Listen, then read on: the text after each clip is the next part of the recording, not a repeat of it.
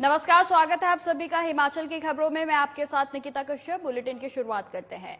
ऊना जिले के हरोली विधानसभा क्षेत्र में डिप्टी सीएम मुकेश अग्निहोत्री के नेतृत्व में हजारों लोग नशे के खिलाफ सड़कों पर उतर आए। नशे के खिलाफ आयोजित की गई ब्रिस्क वॉक में केवल इस विधानसभा क्षेत्र से ही नहीं बल्कि जिले भर से हजारों लोगों ने हिस्सा लेकर नशे के खिलाफ आवाज को बुलंद किया। वहीं आपको बता दें कि हिमाचल प्रदेश के राज्यपाल शिव प्रताप शुक्ल बतौर मुख्य अतिथि इस ब्रिक्स वॉक में शामिल हुए और कांगड़ ब्रिक्स वॉक को हरी झंडी दिखाकर रवाना किया गया। इस दौरान राज्यपाल ने कहा कि मैं उप मुख्यमंत्री मुकेश अग्निहोत्री को धन्यवाद देना चाहूंगा जिन्होंने नशे के खिलाफ इस अभियान की शुरुआत की है। उन्होंने यह भी कहा कि इस अभियान में हिमाचल का जन जन जुड़े और हिमाचल को नशा मुक्त कराने में सहयोग दे।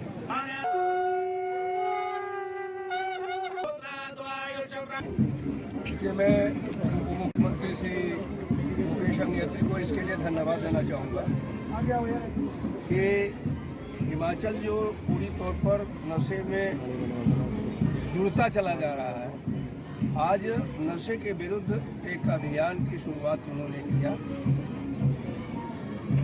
आप हमारे राजभवन में भी जाकर के हमसे मिले थे। हिमाचल में आने के साथ ही साथ मैंने नशे से हिमाचल को मुक्त किया जाए इसका अभियान शुरू किया और आज मैं महसूस करता हूं कि इन्होंने मुझे वह बल दिया है कि अगर उप मुख्यमंत्री स्वयं इतना आगे बढ़कर कर सका तो मुझे जो अभियान लेना चाहिए था वो एक प्रकार से मैं सफल मान। आज पीएम नरेंद्र मोदी ने वर्चुअली माध्यम से देश में सभी बूथों से संवाद किया। इसी को लेकर नाहन में भी कार्यक्रम का आयोजन किया गया। नाहन में बीजेपी प्रदेश अध्यक्ष डॉक्टर राजीव बिंदल ने मंडल के सदस्यों के साथ मेरा बूथ सबसे मजबूत कार्यक्रम में भाग लिया। उनके साथ जिला बीजेपी अध्यक्ष विनय गुप्ता और नाहन मंडल के सभी पदाधिकारीगण मौजूद रहे। वहीं मीडिया से बातचीत करते हुए बीजेपी प्रदेश अध्यक्ष ने कहा कि आज विश्व का सबसे बड़ा राजनीतिक दल बीजेपी अपने बूथ स्तर पर संवाद कर रहा है, जो कि बड़े ही गर्व का विषय है। उन्होंने बताया कि प्रदेश में 34 बूथ स्तर के कार्यकर्ता भोपाल में इस कार्यक्रम में भाग ले रहे हैं, जो कि एक चयन प्रक्रिया से वहां पहुंचे हैं। देश में एक अद्भुत कार्यक्रम चल रहा है। मेरा बूथ सबसे मजबूत। भारतीय जनता पार्टी का देशव्यापी संकल्प। लगभग 10 लाख बूथ पूरे देश भर में हैं और 10 के 10 लाख बूथों के ऊपर माननीय प्रधानमंत्री जी का सीधा संवाद हो रहा है और उनके सामने बैठे हैं 2639 ऐसे बूथ पर काम करने वाले कार्यकर्ता। चांबा में मनोहर हत्याकांड को लेकर लाहौल स्पीति में एडीसी के माध्यम से राज्यपाल को ज्ञापन सौंपने और लाहौल स्पीति के विधायक के गायब रहने वाले बयान पर पूर्व मंत्री रामलाल मार्केंडे पर मामला दर्ज किया गया है, जिस पर रामलाल भड़क गए हैं और सरकार पर उन्हें डराने और धमकाने और झूठे मामले में बनाने का आरोप लगाए हैं। वहीं आपको बता दें कि रामलाल मार्केंडे ने यह कहा कि वर्तमान की सुक्खू सरकार लोकतंत्र की हत्या कर रही है। बीते दिनों लाहौल स्पीति में मनोहर हत्याकांड को लेकर एडीसी के माध्यम से राज्यपाल को ज्ञापन भेजा गया था और हजारों को सजा देने की मांग की गई थी। साथ ही उन्होंने लाहौल स्पीति के विधायक के गायब रहने वाले सवाल पर उठाए जाने पर तो उन पर झूठे मुकदमे बना दिए गए और उन्हें डराने धमकाने की कोशिश की जा रही है। जिस तरह पूरे हिमाचल प्रदेश के अंदर मनोहर हत्याकांड को लेकर एक मेमोरेंडम देने की बात कही गई थी, उसको लेकर हमने भी लाहौल स्पीति के अंदर मेमोरेंडम लेकर एडीसी के माध्यम से हमने ज्ञापन दिया। हमने वहां पर कोई अभद्र भाषा की बात नहीं की।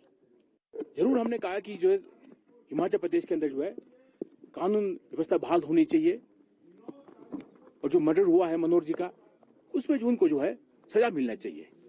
और मैंने कहा कि हमारा विधायक कहां गुम है, इसको लेकर जो है लाहौल स्पीति के अंदर मेरे ऊपर जो है केसेस बनाए गए हैं।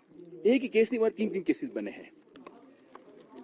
क्या लोकतंत्र में अपनी आवाज उठाना भी गलत है क्या? साल 2024 के लोकसभा चुनाव के लिए भारतीय जनता पार्टी ने तैयारियां शुरू कर दी है। देश के प्रधानमंत्री नरेंद्र मोदी ने मध्य प्रदेश की राजधानी भोपाल से देश भर के बूथ कार्यकर्ताओं को संबोधित किया। वहीं हिमाचल प्रदेश में भी इस कार्यक्रम का आयोजन किया गया। हिमाचल बीजेपी की ओर से हर बूथ में ये कार्यक्रम सुना जा रहा है। कार्यक्रम में भारतीय जनता पार्टी के राष्ट्रीय अध्यक्ष जगत प्रकाश नड्डा भी शामिल हुए। मेरा बूथ सबसे मजबूत कार्यक्रम के जरिए बीजेपी के नेता कार्यकर्ताओं में जोश भरने का काम कर रहे हैं। देखिए, ये वही विपक्ष है जो 2014 में भी साथ था। तब भारतीय जनता पार्टी ने पूरे देश भर में 282 सीटों के साथ अपनी सरकार बनाई थी। ये वही विपक्ष है जो 2019 में भी साथ था। तब भारतीय जनता पार्टी ने 303 सीटों के साथ देश में अपनी सरकार बनाई थी। अब मुझे लगता है कि इस बार 303 से ऊपर ही भारतीय जनता पार्टी अपनी सरकार बनाएगी। देखिए, प्रदेश में सरकार बने हुए 6 महीने हो गए।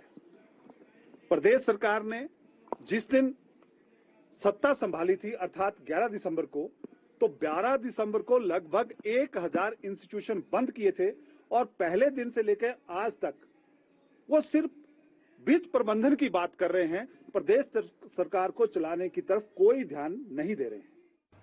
हिमाचल प्रदेश में मानसून के आगाज ने कहर बरसा दिया है। मानसून की भारी वर्षा से सामान्य जनजीवन अस्त व्यस्त है और राज्य के कई हिस्सों में भारी तबाही हुई है। जगह जगह लैंडस्लाइड, गाड़ियों के दबने, बादल फटने और बाढ़ आने से भारी नुकसान हुआ है।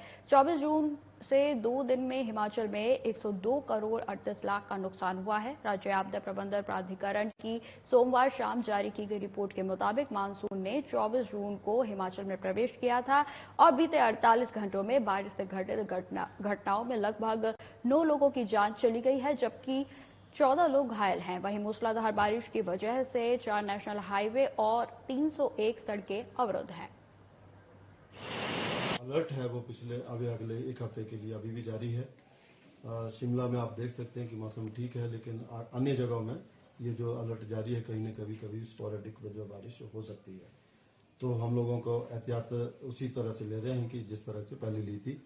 अभी तक हमारा जो है 4 दिन में मानसून के कारण 9 लोगों की मृत्यु हुई है, 14 लोगों का इसमें इंजरी हुई है, 322 पशुधन की लॉस हुआ है, 4 मकान जो है फुली डैमेज्ड। हिमाचल प्रदेश के मंडी में जिला परिषद के कर्मचारी आज 1 दिन के सामूहिक अवकाश पर हैं। जिला परिषद के कर्मचारियों ने सामूहिक अवकाश नियमित न किए जाने, छठे वेतन आयोग के तहत वेतन और मांगों को पूरा न करने के विरोध में किया है। लेकिन आज जो हमारे 27 तारीख को जो एक सामूहिक रूप से जो हमने जो एक सामूहिक रूप से जो अवकाश लिया, उसका तात्पर्य एक ही था कि हमारा जो संदेश हो गवर्नमेंट तक पहुंचे। हम गवर्नमेंट को ये संदेश देना चाहते हैं कि हमारी जो लंबित कई वर्षों से जो हमारी डिमांड पड़ी हुई है, उसको शीघ्र पूरा करने की जो है कृपा की जाए। क्योंकि हमने पिछले वर्ष भी जो तत्कालीन सरकार थी उनके पास भी बार बार जाके जो है आग्रह किया, कई दिनों तक पेन डाउन स्ट्राइक की, विकास कार्य प्रभावित हुए। हिमाचल सड़क परिवहन निगम के पेंशनर्स पेंशन समय पर न मिलने और उनके लंबित वित्तीय लाभों के चलते प्रदेश सरकार से आर पार की लड़ाई के मूड में आ चुके हैं। पेंशनरों का कहना है कि एचआरटीसी की ओर से उन्हें बीते काफी सालों से हर महीने समय पर पेंशन नहीं दी जा रही है। यहां तक कि पेंशनरों को अन्य वित्तीय लाभों का भुगतान भी नहीं किया जा रहा है। ऐसे में घर चलाना भी मुश्किल होने लगा है। जीवन के इस पड़ाव में दवाइयां और अन्य खर्च उठाने के लिए भी दर दर की ठोकरें खाने पर मजबूर होना पड़ रहा है। इसके अलावा अन्य वित्तीय संकटों से जूझना पड़ रहा है। वहीं पेंशनरों ने यह भी कहा कि इस बारे में सरकार से कई बार बातचीत की गई, लेकिन सरकार ने इस ओर कोई ध्यान नहीं दिया है। हर महीने पेंशन जो है वो 20 को, 22 को, कभी 25 को पड़ रही है। हमें अपने परिवारों का पालन पोषण करने में बड़ी मुश्किल हो रही है। इस प्रकार अगर देखा जाए तो जो हमारे अधिकारी वर्ग है वो पहली तारीख को जेब में पैसे डालते हैं, उनका तो सब कुछ हो जाता है, हमारी कोई परवाह नहीं की जाती है। हम ये चाहते हैं कि हमें पहली तारीख को पेंशन दी जाए और हमारे जितने भी पेंडिंग वित्तीय लाभ हैं उनको भी दिया जाए। सबकी एक ही दिक्कत है कि हमारे को टाइम पर पेंशन नहीं मिल रही है। तो कोई ऐसा भी घर है जो कि हमें परिवार पालना मुश्किल हो रहा है ना। तो हमें आपसे यही विनती है कि हमारे को टाइम पर पेंशन मिले 5 से पहले। दिक्कत हो रही है, घर चलाने में बहुत दिक्कत हो रही है। बाल परिवार थोड़ा बड़ा है, महिला क्या कर सकती है, महिला पेंशन पर ही डिपेंड है, इसलिए हमारे को पेंशन टाइम पर मिलनी चाहिए। सरकार बोलती देंगे देंगे, अब देते हैं नहीं टाइम पर। कभी हमारे को 30 तारीख को मिल रही है, कभी हमारे को 21 तारीख को मिल रही है, कभी हमारे को 25 तारीख को मिल रही है, टाइम पर पेंशन नहीं पड़। बिलासपुर जिले की पंचायत समिति की विशेष बैठक घुमारवी पंचायत समिति के सभागार में पंचायत समिति के अध्यक्ष रमेश ठाकुर की अध्यक्षता में संपन्न हुई। बैठक का मुख्य मुद्दा वित्त वर्ष के लिए बीपीडीपी के प्लान बनाने के लिए रहा है। इस बैठक में विकासखंड घुमारवी के अंतर्गत आने वाली पंचायत समिति का 2023 से 24 तक का वित्त का वर्ष का लगभग 96 लाख रुपए का बजट रखा गया।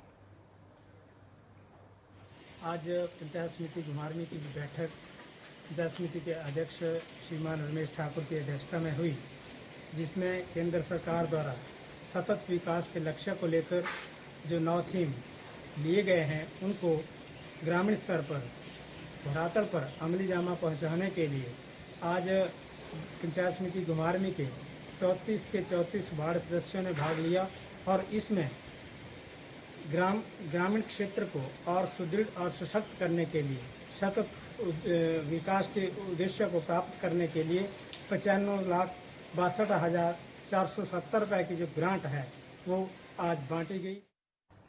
फिलहाल इस बुलेटिन में इतना ही। खबरों की और भी जानकारी के लिए बने रहे हमारे साथ। नमस्कार।